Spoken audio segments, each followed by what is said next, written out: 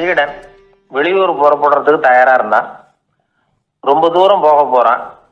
திரும்பி வர நாளாகும். புறப்படுறதுக்கான ஆயத்த வேலைகள்ல ஈடுபட்டு இருந்தான். அந்த சமயம் பார்த்து இன்னொரு சீடன் அவங்கிட்ட வந்தான். நம்ம குரு உன்னை அழைச்சிட்டு வர சொன்னார் வா அப்படின்னு கூப்பிட்டான். இவன் உடனே புறப்பட்டு போனான். குருநாதரை பார்த்தான். அவர் காலில் விழுந்து வணங்கினான். வணங்கிவிட்டு எழுந்திரிச்சான். அவ்வளவுதான். குரு ஏதாவது உபதேசம் பண்ணுவாருன்னு எதிர்பார்த்தான். ஆனா நடந்தது என்ன தெரியுமா? குரு அவனுக்கு ஓங்கி ஒரு அடி கொடுத்தார். எதிர்பாராம இந்த அடியை வாங்கினதும் அந்த சீடன் அதிர்ந்து போயிட்டான். பக்கத்துல இருந்த மற்ற சீடர்களும் திகைச்சு போய் நின்னுட்டாங்க. அடி வாங்கின சீடனுக்கு மனசுக்குள்ள குழப்பம். நாம என்ன தப்பு பண்ணணும்? புறப்படுற நேரத்துல இப்படி குரு கிட்ட அடி வாங்குற மாதிரி ஆயிட்டுதே அப்படின்னு நினைச்சு மனசுக்குள்ள ரொம்ப வேதனைப்பட்டான். கொஞ்சம் துணிச்சலை வரவழைச்சுக்கிட்டு குருநாதர்கிட்டயே கேட்டுட்டான். சுவாமி, நான் என்ன தப்பு பண்ணினேன்? என்னை இப்படி அடிச்சுட்டீங்களே, ஒரு வார்த்தை கூட உங்களை எதிர்த்து நான் பேசினது இல்லையே, இவ்வளவு காலமா உங்க விருப்பத்துக்கு விரோதமா ஒரு காரியம் கூட நான் செஞ்சது இல்லையே, வந்ததும் வராததுமா ஒண்ணுமே சொல்லாம என்ன அடிச்சுட்டீங்களே, குருவே நான் செஞ்ச குற்றம் தான் என்ன அப்படின்னு கண்ணீரோட பரிதாபமா கேட்டானா அந்த சீடன். ஆனா அந்த குரு முகத்துல கொஞ்சம் கூட கோபம் இல்லை. அவர் சிரிச்சுக்கிட்டே நின்றுகிட்டு இருந்தாராம். அதுக்கப்புறம் சொன்னாராம், என்னுடைய அருமை சீடனே, நீ ஒரு தவறும் பண்ணல. நான் உன்னை அடிச்சது நீ ஏதோ தப்பு பண்ணிவிட்டேங்கிறதுக்காக இல்லை. நீண்ட பயணம் போக போற, ஞாபகமா ஏதாவது கொடுத்து அனுப்ப வேணாமா? நீ ஞானம் பெற்ற பிறகுதான் திரும்பி வர போறேங்கிறது எனக்கு தெரியும். அதுக்கு பிறகு உன்னை வந்து அடிக்க முடியுமா? அதனால இப்ப கிடைச்சிருக்கிற இந்த வாய்ப்பை பயன்படுத்திக்கிட்டேன். அப்போதைக்கு இப்பவே அடிச்சுட்டேன், அவ்வளவுதான், வேற ஒண்ணும் இல்லை அப்படின்னாராம். குரு சிரிச்சுக்கிட்டே இப்படி சொல்றார். இருந்தாலும் இதுவும் ஒரு உபதேசம் தான். அதிர்ச்சிகளால விழிப்படைய வைக்கிறதும் ஒரு வழிதான். இது ஜென் வழி. பெரும்பாலும் அதிர்ச்சியின் மூலமாகவே ஞான தரிசனத்தை அருள்கிறவர்கள் தான் ஜென் குருமார்கள். நம்ம தியானம் தான் ஜென். இந்தியாவிலிருந்து இது சீனாவுக்கு போய் கொஞ்சம் பேர் மாறி வளம் பெற்று ஜப்பான்ல ஜென் ஆகி வளர்ந்துருக்குது, அவ்வளவுதான். ஜென்கிறது தியானம். எதை நினைச்சும் தியானிக்கிறது இல்லை, எல்லாத்துலயும் தியானம் இருக்கிறதா சொல்லுது ஜென். பேசுறது, இருக்கிறது, நடக்கிறது, சாப்பிடுறது, சிரிக்கிறது, தூங்குறது, தொழில் செய்யறது அல்லது சும்மா இருக்கிறது எல்லாமே தியானம் தான். ஜென்கிறது ஒரு சுய தரிசனம். தன்னைத்தானே அடையாளம் கண்டுகொள்ளுகிறது தான் அது. இல்லாத எதையும் தேடி கண்டுபிடிக்கிறது இல்லை. சென் மார்க்கத்தை பத்தி ஓஷோ என்ன சொல்றாரு தெரியுமா? காணாமல் போன தன்னுடைய மூக்கு கண்ணாடி தன்னுடைய மூக்கின் மேல் இருப்பதை கண்டுகொள்வது போன்றது ஜென் அப்படிங்கிறார். நம்மால் இன்னொருத்தர் முகத்தை ரொம்ப நேரமா உத்து பார்த்துக்கிட்டு இருந்தார். என்ன பாக்குறீங்கன்னாரு அவரு. நீங்க போட்டிருக்கீங்களே மூக்கு கண்ணாடி, அதை தான் பாக்குறேன்னாரு இவரு. நீங்க அப்படி பாக்குறதுக்கு விசேஷ காரணம் ஏதாவது உண்டான்னு கேட்டார் இவர். உண்டுன்னார். என்னன்னு கேட்டார். நேத்திக்கு காணாம போன என்னோட மூக்கு கண்ணாடி அது அப்படின்னாராம் இவர்.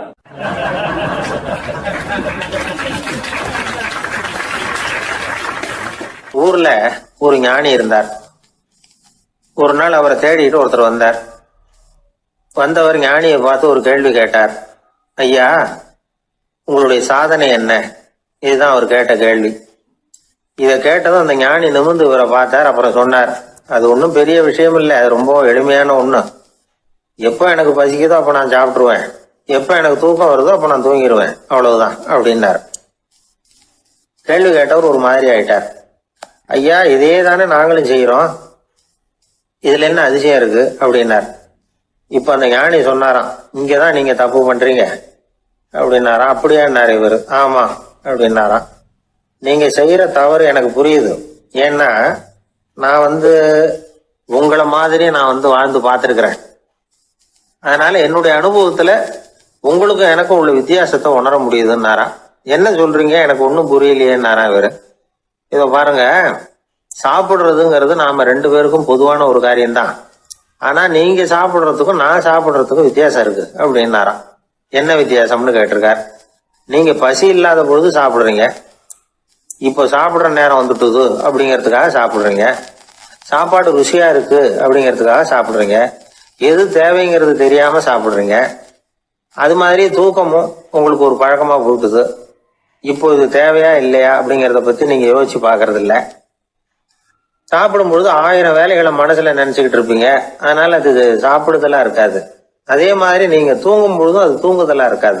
ஏகப்பட்ட கனவுகள் வரும். உங்க மனசு மேலும் மேலும் கனவுகளை உருவாக்கி கொண்டே இருக்கும். அதனால எனக்குள்ள நடக்கிறது வேற மாதிரி, நீங்க நினைக்கிறது மாதிரி இல்ல. எனக்குள்ள நடக்கிறது எப்படின்னா, நீங்க செய்யறது மாதிரி இல்ல. தூக்க உணர்வு வந்த உடனே தூங்குதல் மட்டுமே நடைபெறும். அதுதான் என்கிட்ட நடக்கிறது அப்படின்னாராம் அந்த ஞானி. இப்ப வித்தியாசம் புரியுதா? அந்த ஞானி சாப்பிடுறத அனுபவிக்கிறார், அது எக்ஸ்பீரியன்ஸ். நாம அப்படி இல்லை, மனம் போன போக்குல சாப்பிடுறோம். இது இன்டெலிஜிங். இது ரெண்டுலயும் செயல்ல வேறுபாடு இல்லை, விழிப்புணர்வுல தான் வேறுபாடு இருக்கு. அவர் சாப்பிடும் பொழுது ஒரு சாட்சி மனோபாவத்தோட சாப்பிடுறார். எவ்வளவு தேவையோ அவ்வளவுதான் சாப்பிடுறார். ஏன்னா அவருடைய விழிப்புணர்வு முழுமையா செயல்படுது. அதனால அவர் சாப்பிடும் பொழுது நம்மை விட மகிழ்ச்சியா இருக்கிறார். நாம அப்படி இல்லை, வயிற்றை நிரப்புறதுக்காக சாப்பிடுறோம். இன்னும் சொல்ல போனா சாப்பிடும் பொழுது நாம அங்கேயும் இருக்கிறது இல்லை, எங்கேயோ போயிடுறோம். உடம்பு மட்டும்தான் அங்க இருக்கும். ஆனா ஞானி அப்படி இல்லை. அவர் சாப்பிடும் பொழுது சாப்பிடுதல் மட்டுமே இருக்கும். எந்த ஒரு செயலையும் விழிப்புணர்வோட செய்யலாம், மனம் போன போக்கிலையும் செய்யலாம். விழிப்புடன் செய்யறப்போ செய்யும் செயல் நம்ம அனுபவமாகிறது, அவ்வளவுதான். இதெல்லாம் பெரிய தத்துவம் மாதிரி தெரியும். இருந்தாலும் நாம புரிஞ்சுக்க வேண்டியது என்னன்னா, எந்த காரியத்தை செஞ்சாலும் அதுல முழு ஈடுபாடு வேணுங்கிறது முக்கியம். அந்த அளவுக்கு முதல்ல நம்மளை மாத்திக்கிட்டா போதும். ஆனா நம்ம ஆளுங்க அந்த அளவுக்கு இருக்கிறது இல்ல, எல்லாமே அரைகுறை தான். கேட்டா ஞாபகம் மருதி. ஒருத்தன் என்ன பண்ணானா, விமான டிக்கெட் வாங்கிக்கிட்டு ரயில்வே ஸ்டேஷனுக்கு வந்துட்டான். அப்புறம் தான் புரிஞ்சுது தவறுதெல்லாம் இங்க வந்துட்டோங்கிறது. உடனே அவசரமா விமான நிலையத்தை நோக்கி ஓடி இருக்கிறான். அங்க போய் கவுண்டர்ல கேட்டிருக்கான், மேடம் நான் தவறுதெல்லாம் ரயில்வே ஸ்டேஷனுக்கு போயிட்டேன், இப்ப விமானத்தையும் தவற விட்டுட்டேன், அடுத்த பிளைட்ல எனக்கு இதை மாத்தி தர முடியுமான்னு கேட்டிருக்கான். முடியாதுன்னாங்களாம் அந்த அம்மா. ஏன்னு கேட்டானா, ஏன்னா இப்ப நீங்க வந்திருக்கிறது பஸ் ஸ்டாண்டு அப்படின்னாங்களாம்.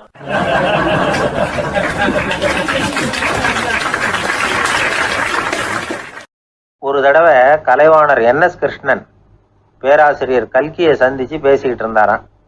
கலைவாணர் கல்கியை பார்த்து, எனக்கு கதை எழுத ஆசையா இருக்கு, எப்படி எழுதுறதுன்னு கேட்டாராம். கதை எழுதுறதுக்கு 4 மை வேணும்னாராம் கல்கி. அப்படியா, அப்படின்னா என்னென்ன கலர் மை அப்படின்னு கேட்டிருக்காரு கலைவாணர் சிரிச்சுக்கிட்டே. நான் சொன்னது கலர் மை இல்லை, அது வேற மை. அதாவது கதை எழுதுறதுக்கு தேவைப்படுகிற 4 மை எதுன்னா, 1 திறமை, 2 பேணாமை, 3வது தனிமை, 4வது பொறுமை அப்படின்னாராம்.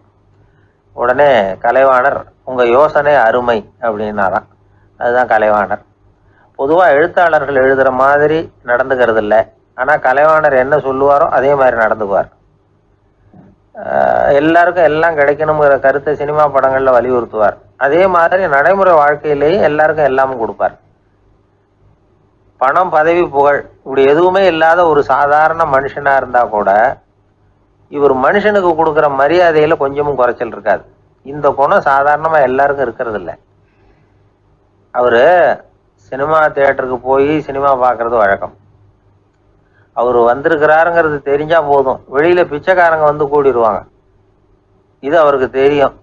வெளியில நம்மளை நம்பி ஒரு கூட்டம் காத்துக்கிட்டு இருக்குமேன்னு நினைப்பார். உடனே ஒரு 100 ரூபா நோட்டை கொடுத்து சில்லறையா மாத்திட்டு வர சொல்லுவார். படம் முடிஞ்சு வெளியில வர்றப்போ சில்லறையோட வருவார். எல்லாருக்கிட்டையும் கொடுத்துருவார். ஏன்னா எல்லாரும் தேடிட்டு வருவாங்க அவரை. என்ன எல்லாரும் சௌக்கியமா இருக்கிறீங்களா அப்படின்னு பிரியமா விசாரிப்பார். ஏதோ ரொம்ப நெருங்கின சொந்தக்காரங்களை விசாரிக்கிறது மாதிரி விசாரிப்பாரு. தன்கிட்ட இருக்கிற சில்லறையை எல்லாருக்கும் சமமா பிரிச்சு கொடுத்துட்டு தான் அங்கிருந்து புறப்படுவார். ஒரு நாள் அது மாதிரி புறப்படுற சமயத்துல ஒரு சின்ன பையனுக்கு சில்லறை எதுவும் கிடைக்கல கொடுக்கறதுக்கு. இது கலைவாணருக்கு தெரியாது. கார்ல ஏறி புறப்பட்டு போயிட்டார். அந்த பையன் காரை பிடிச்சிக்கிட்டு பின்னாடியே ஓடிச்சாந்துருக்கிறான். ஐயா, நீங்களே இல்லைன்னு சொன்னா நான் என்ன பண்றது, இன்னைக்கு பட்னி தான், அம்மாவுக்கு வேற உடம்பு சரியில்லை அப்படின்னு கத்திக்கிட்டே ஓடியாந்தானா. கலைவாணர் கவனிச்சுட்டார். உடனே காரை நிறுத்த சொன்னார். இறங்கினார். அந்த சின்ன பையனை கட்டி பிடிச்சிக்கிட்டு, என்னை மன்னிச்சுக்கப்பா, நான் கவனிக்காம வந்துட்டேன் அப்படின்னு சொல்லி அழ ஆரம்பிச்சுட்டாராம். இன்னொரு தடவை இதே மாதிரி ஒரு தியேட்டர்ல இருந்து வெளியில வந்திருக்கிறார். ஒரு ஆள் அவர்கிட்ட வந்து நின்றுருக்கார். அவர் கொடுக்கறதுக்கு இவர்கிட்ட பணம் இல்லை. பணம் இல்லையாப்பா அப்படின்னாராம். உங்ககிட்டயே இல்லையா அப்படின்னாராம் அவரு. கலைவாணருக்கு மனசு ரொம்ப சங்கடமா போச்சு. உடனே புறப்பட்டு வீட்டுக்கு போனார்.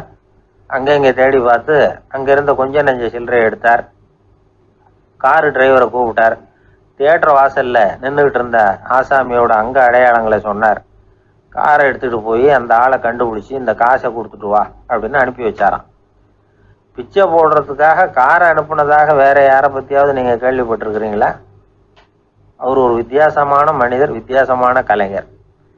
கலைவாணரோட சகோதரர் கல்யாணம் நடந்தது. அதுல தியாகராஜ பாகவதர் கச்சேரி முடிஞ்ச உடனே அதுல சம்பந்தப்பட்ட கலைஞர்களுக்கெல்லாம் கலைவாணர் பரிசுகள் கொடுக்குறார். அந்த கச்சேரியில கடம் வாசிச்சவருக்கு மட்டும் மற்ற எல்லாருக்கும் கொடுத்ததை விட பெருசா ஒரு வெள்ளிக்கோப்பையை பரிசா கொடுத்தாராம். மற்றவங்களுக்கெல்லாம் சின்னதா கொடுத்துட்டு கட வித்துவானுக்கு மட்டும் பெருசா பரிசு கொடுக்குறீங்களே ஏன்னு கேட்டிருக்கிறாங்க. அதுக்கு கலைவாணர் விளக்கம் கொடுத்தாராம். இப்பெல்லாம் ரயில்ல கூட்டம் அதிகங்கிறது உங்களுக்கு எல்லாருக்கும் தெரியும். இந்த வித்வான் இவ்வளவு பெரிய மண்பானைய ரயில்ல ரொம்ப பத்திரமா உடையாம ரொம்ப தூரத்துல இருந்து கொண்டு வந்திருக்கிறாரே, அது என்ன சாமான்யமான காரியமா? அவரோட அந்த சாமர்த்தியத்தை பாராட்டுறதுக்காக தான் அவருக்கு இவ்வளவு பெரிய பரிசு அப்படின்னாராம்.